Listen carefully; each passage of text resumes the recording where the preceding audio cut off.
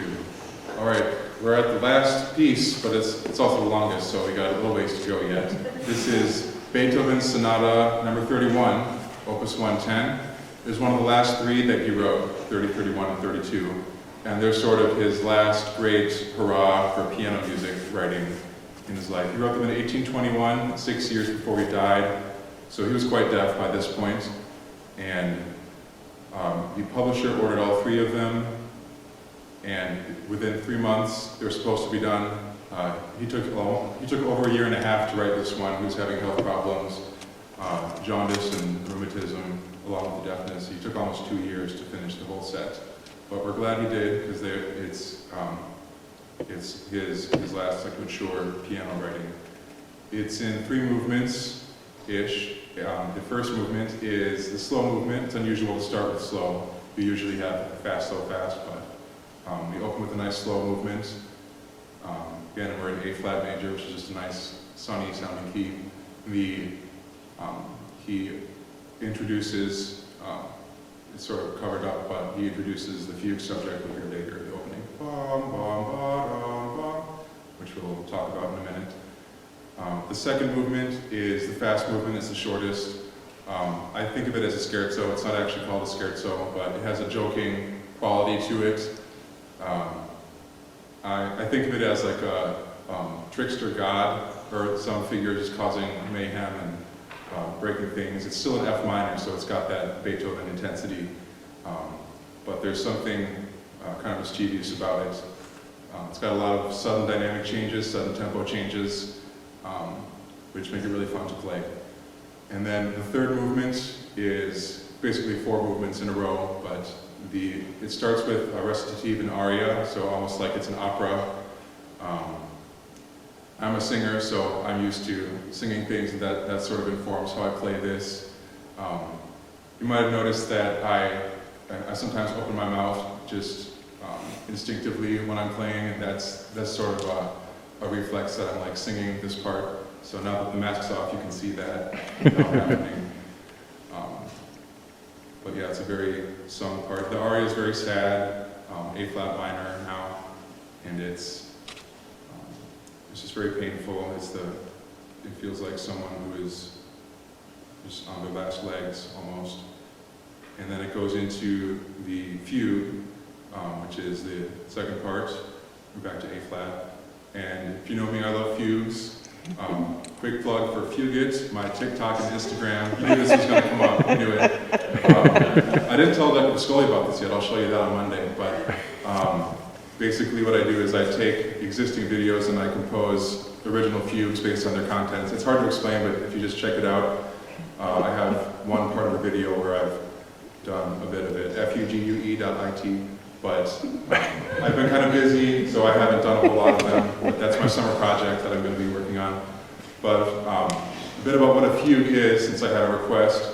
It's a compositional style where you take one melody, in this case it's ba-da-da-da, ba-da-da-da-da, and you basically use that as many times as you can, and there'll be, in this case there are 3, you can have 3 to 5, but there'll be 3 melodic lines running the whole time, and they're all of equal importance. It's not like a melody and accompaniment. They will all trade off having that fugue subject. That's what we call the melody, is the subject. And so you'll hear it pop out on the bass, in the middle, and the top. And the only real rule for how a fugue goes is that you have to start one voice at a time. They enter one at a time at the beginning. And the first thing that each voice say, it has to say the subject first. And then once all 3 are in and they're running, you can basically do whatever you want. There's a couple set devices that you can use. So we have ba-da-da-da-da-da-da-da. You can take it upside down. Ba-da-da-da-da-da-da-da. You can make it faster. Ba-da-da-da-da-da-da-da. And you can slow it down, etc.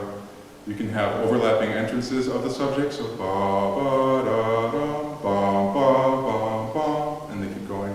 And you can do it backwards, which I don't think Beethoven does in this one, but it's possible. So you can listen for all of those devices in the second half of the fugue. So after the first fugue, there's a fake-out ending. It goes back into the aria, and now it's even more sad and wounded And it's slowed down. In the score it says losing strength, painful, or hurting.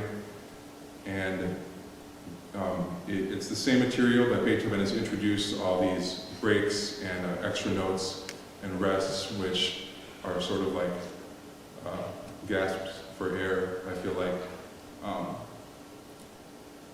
Just someone who is not doing very well at all. They are,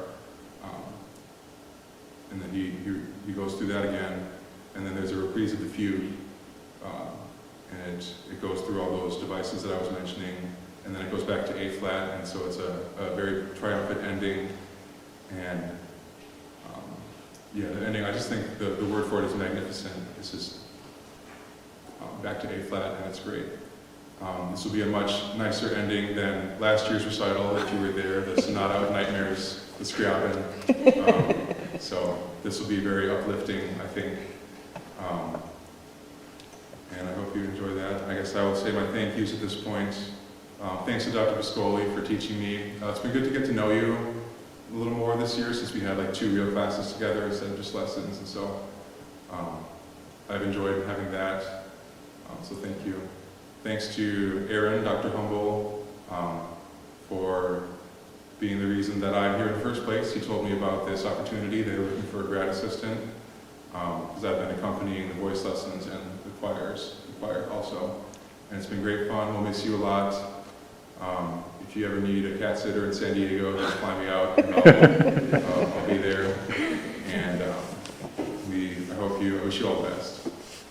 And thanks to my parents for driving 5.5 hours again from Wisconsin to be here. Thanks to my friends coming down from Minneapolis. And thanks to the music department and the university.